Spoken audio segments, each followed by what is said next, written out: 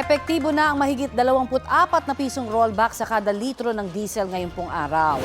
Ang Shell, Sea Oil at Petron, 24 pesos at 94 centavos ang tapyas presyo sa kada litro ng diesel. May bawas presyo na 3 pesos at 41 centavos sa kanilang gasolina at 2 pesos sa kada litro ng kerosene.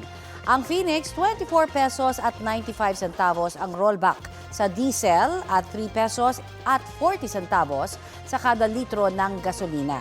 Ayon sa Department of Energy, kinokontrol na ng gobyerno ang galaw sa presyo ng petrolyo. Gamit ang police power ng gobyerno batay sa Executive Order 110 na nagdeklara ng National Energy Emergency, kailangan sumunod ng mga oil companies sa itatakdang maximum na dagdag presyo o minimum na bawas presyo ng gobyerno kada linggo. Ang mga oil company na hindi susunod, maaring isyuhan ng show cause order.